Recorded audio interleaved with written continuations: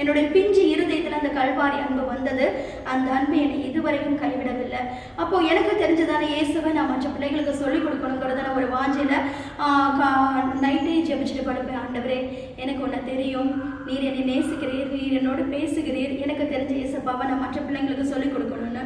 அப்போ நான் ஸ்கூல் போகும்போது ஜாப் பண்ணிட்டு போவேன்.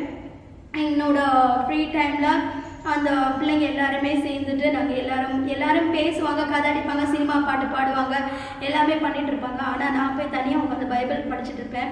அப்போ அந்த பிள்ளைங்க எல்லாரும் சேர்ந்து வந்து என்ன செய்கிறேன்னு கேட்கும்போது அப்போ நான் ஆண்டவருடைய அன்பை பற்றி சொல்லிக் கொடுப்பேன். எனக்கு சொல்கிறதுக்கு வேறு எதுவுமே தெரியாது. ஏசப்பா அந்த உலகத்துக்கு மனிதனாய் வந்தார், நம்முடைய பாவங்களுக்காக, நம்முடைய சாபங்களுக்காக, நம்முடைய மீறுதலுக்காக ஒரு தெய்வம் மனிதனாய் பிறந்து இவ்விதமாய் சிலுவையில் பாடுபட்டான்னு சொல்லி அந்த சிலுவையில் அவர் பாடுபட்ட என்னுடைய இருதயத்தில், என்னுடைய மனதில் அந்த கல்வாரி பாடுகளை குறித்து என்னென்ன காரியங்கள் பதிந்திருந்ததோ அதை அந்த பிள்ளைங்களுக்கு சொல்லி ஒரு 10 பிள்ளைங்களுக்கு முன்பாக சொல்லி நான் அழுவேன்.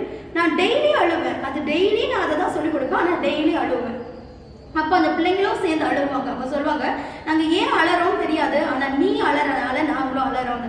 அப்போ நான் பிள்ளைங்களுக்கு சொல்லிக் கொடுத்த டெய்லியும் சொல்லிக் கொடுக்கறது, ஏசப்பா உலகத்தில் மனுஷனாக வந்தார், அவர் நம்மளுடைய பாவங்களுக்காக, சாபங்களுக்காக, மீறுதலுக்காக இப்படியெல்லாம் பாடுபட்டான்னு சொல்லி அழுதுருக்கேன். அப்போ டெய்லியும் நான் அந்த பிள்ளைங்களுக்கு நான் சொல்லுவேன். அப்போது இப்படி தான் என்னுடைய அதாவது இயேசு கிறிஸ்துவை பற்றி சொன்னதான காரியங்கள் இந்த காரியங்கள் தான். அவரோட கல்வாரி பாடுகளை மட்டும்தான் நான் பிள்ளைங்களுக்கு சொல்லிக் கொடுத்தேன். அப்படியா தேவன் என்னுடைய இருதயத்தில் ஒரு வாஞ்சியை தந்தார். ஆண்டவர் ஒரு சின்ன சின்ன காரியங்களுக்காகவும் நான் ஜெபிக்க ஆரம்பித்தேன். எனக்கு ஜெபிக்க தெரியாது. ஏன்னா நான் வந்து சண்டேலாம் சர்ச்சுக்கு போக முடியாது.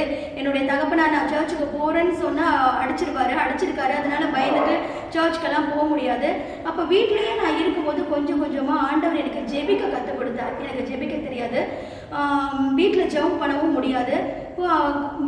இரவு ஒரு 2 மணிக்கு 3 மணிக்கெல்லாம் ஏசப்பா என்னை எழுப்பி விடுவார்.